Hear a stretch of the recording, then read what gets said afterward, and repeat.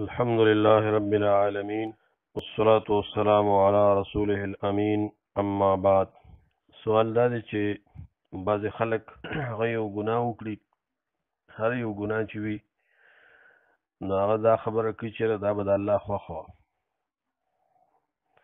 یا دارنګې څه مال حرام ورته حاصل شي په حرام طریقې سره، نو هغه وي دا په ما باندې د الله احسان دی.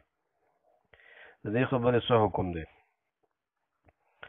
دا خبره نهایت غلطه خبره ده، بلکې دا د مشرکانو طریقه وه.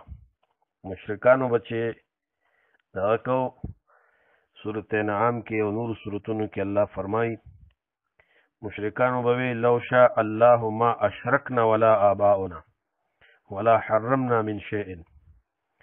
کوي دا الله خوښه وي نو موږ به شرک نو کړی. نعوذ بالله مشرکان وایي چې دا موږ کوم شرک کوو او کفر کوو نو دا د الله خوښه ده، او زمونږ پلارانو چې کم کارونه کړي دي او موږ چې کم شیزونه حرامو، صاحبه، وسیله او حام او دارنګې بحیره، دې باندې نعوذ بالله الله راضي دی او دا د الله خوښه ده. په بل مقام کې فرمایي وقالوا لو شاء الرحمن ما عبدناهم. دی وی که چېرته د الله خوښه وي نو موږ به د دې غیر الله عبادت نو کړی. نعوذ بالله د دې دا شبهه او عقیده ده چې دا د الله خوښه ده. الله پاک په دې باندې رد کړی په خپل کتاب کې، او په دې شبهې سره مخکینی مشرکان هغه ګمراه شوي دي. الله پاک وی ما لهم بذلک من علم، دې سره په دې څه علم نشته. او ان یتبعون الا الظن ان تتبعون الا الظن، الله پاک وی چې دی ګمان او اټکل پس روان دي، بلکې رب العالمین چې دی هغه حکیم ذات دی، هغه په نارواو شیزونو باندې نه خوشحالیږي. ولا يرضى لعباده الكفر. سورة زمر کې الله فرمایي چې الله پاک د خپلو بندګانو لپاره کفر نه خوښوي، دارنګې فسق او فجور او ناروا کارونه نه خوښوي. والله لا يحب الفساد، الله پاک فساد نه خوښوي، الله پاک ګناونه نه خوښوي، الله پاک ایمان خوښوي، الله پاک نیک عمل خوښوي. ګوره یو مشیت د الله کونی دی او یو مشیت شرعي دی، یا اراده کونیه اراده شرعیه په بل عبارت سره.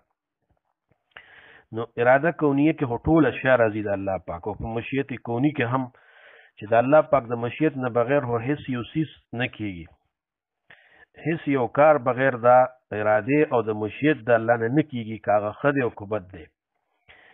چې الله ونه غواړي نو څوک په قدم هم وانخلي، ساب هم وانخلي، هیڅ یو کار به څوک ونه کړي شي. دې ته هغه کونی مشیت او اراده کونیه وي. او یو اراده شرعیه ده. اراده شرعیه سره د الله پاک رضا ضروری ده، الله پاک پاغي خوشحالي، لکه ښه کارونه د الله په اراده او د الله په مشیت کېږي، خو دې سره د الله رضا هم وي.